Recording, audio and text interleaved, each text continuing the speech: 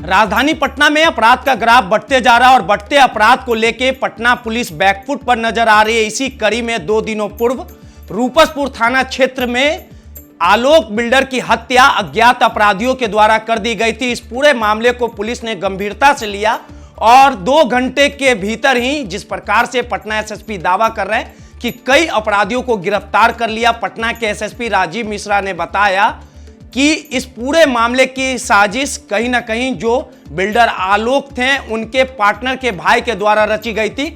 अब इस पूरे मामले में महिला समेत 5 लोगों की गिरफ्तारी हुई है। हथियार को भी बरामद कर लिया गया और जिस प्रकार से जो जानकारियां मिली है कि पिछले साल जो आलोक बिल्डर है उनके पार्टनर की हत्या कर दी गई थी और उसमें उनके भाई भी घायल हो गए थे और इस पूरे घटनाक्रम को लेके सुपारी किलरों के द्वारा यह साजिश को रचा गया था और 10 लाख में यह सुपारी दी गई थी और कहीं ना कहीं आलोक की हत्या कर दी गई थी। पुलिस इस पूरे मामले की खुलासा पुलिस के द्वारा कर दी गई है और एसएसपी राजीव मिश्रा ने कहा कि अन्य सुपारी किलरों की गिरफ्तारी के लिए लगातार पुलिस के द्वारा छापेमारी की जा रही है। क्या कुछ कह रहे हैं पटना एसएसपी, सुन लीजिए। आलोक कुमार जो अपने ड्राइवर के साथ जो है धनतेरस की खरीदारी करने जा रहे थे और इसी क्रम में उनकी गोली मारकर हत्या कर दी गई थी। इस संबंध में पुलिस को जब सूचना मिली उसके बाद नगर पुलिस अधीक्षक पश्चिमी के नेतृत्व में एक टीम तुरंत काम करना शुरू की और घटना प्रतिवेदित होने के 2 से ढाई घंटे के अंदर ही हम लोगों ने सारी घटना का डिटेक्शन कर लिया था और उसके बाद जो लोग उसमें सम्मिलित थे उनकी पहचान भी कर ली गई थी और उसके बाद हम लोगों ने गिरफ्तारी के लिए लगातार जो है छापेमारी करना शुरू की।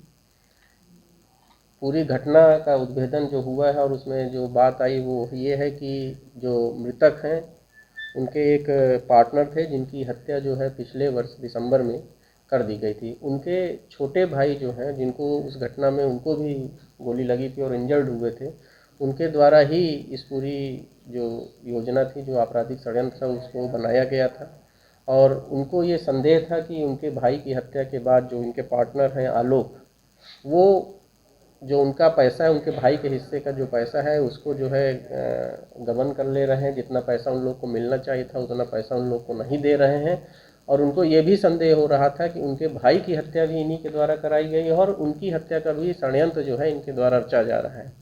इस संबंध में पूछताछ के क्रम में वो बार बार इन्हीं बातों पर इंसिस्ट कर रहे हैं। तो इनके द्वारा ये जो आरोप लगाए गए हैं कि उनकी हत्या की योजना बनाई जा रही है और उनके भाई के हिस्से का पैसा उनको नहीं दिया जा रहा है, उनके द्वारा जो है कुछ कॉन्ट्रैक्ट किलर्स को हायर किया गया और उस दिन जो है उनकी हत्या कराई गई। इस पूरे मामले में जो अभी तक अनुसंधान में आया है कि 10 लाख रुपए जो है दिया गया था उनकी हत्या करने के लिए।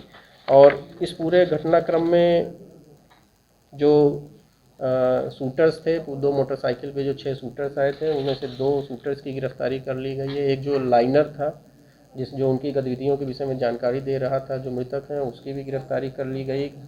हत्या के बाद जो है जो हथियार रखा गया था जहां जिस महिला के पास, उस महिला को भी गिरफ्तार किया गया है और जो मुख्य षड्यंत्रकर्ता हैं संजीव कुमार उर्फ छोटे, उनको भी गिरफ्तार कर लिया गया है। गिरफ्तारी के बाद उन्होंने अपना अपराध जो है स्वीकार भी कर लिया है और यही सब कारण बताए हैं और उसको जस्टिफाई करने का प्रयास किया गया है। पुलिस द्वारा जो है इस पूरे मामले में जो हथियार प्रयुक्त हुए थे, 2 पिस्टल और 2 कट्टा, वो चारों हथियार भी बरामद कर लिए गए हैं। इसके अलावा 18 कारतूस, 7 खोखा और 1 पिलेट भी बरामद की। घटना में जो 2 मोटरसाइकिल इस्तेमाल हुई थी, एक घटनास्थल पे ही अपराधियों द्वारा छोड़ दी गई थी, भागने क्रम में छूट गई थी और एक दूसरी जो बुलेट थी उसको भी जो मुख्य शूटर था उसके घर से बरामद कर ली गई। इस प्रकार इस पूरे मामले में अभी तक 5 लोगों को गिरफ्तार किया गया है। घटना में 4 अन्य शूटर्स की भी भूमिका आई है जिसको हम लोगों ने पहचान कर ली है, उनकी भी गिरफ्तारी के लिए हम लोग लगातार प्रयास कर रहे हैं। इस घटना के उद्भेदन में city SP west Shri Rajesh ji और एसडीपीओ फुलवारी अभिजीत, इनके अलावा जो एसएचओ रूपसपुर, एसएचओ नौबतपुर और तकनीकी शाखा के जो इंस्पेक्टर हैं दीपक, वो और कई और ऑफिसर्स ने बहुत ही महत्वपूर्ण रोल किया और लगातार पिछले 2-3 दिनों से फेस्टिवल्स की व्यस्तता के बावजूद इन लोगों ने लगातार रेड किए और उसके बाद पुलिस को ये सफलता मिली है। तो उसके लिए राजेश जी और उनकी पूरी टीम जो है वो बधाई की पात्र है। इसमें ये प्लानिंग किस तरह से किया गया है? नहीं, देखिए, जो केस है और जो एविडेंस है वो माइक्रो डिटेलिंग हम आपके साथ अभी शेयर नहीं कर सकते हैं क्योंकि अभी कई एविडेंस हम लोगों को कलेक्ट करने हैं। जैसे इन्होंने बताया है अपने पूछताछ के क्रम में, जो मुख्य साजिश करता है उनके द्वारा कई बातें हम लोगों को बताई गई हैं जो साजिश का आधार है उनके उनके उनके अनुसार।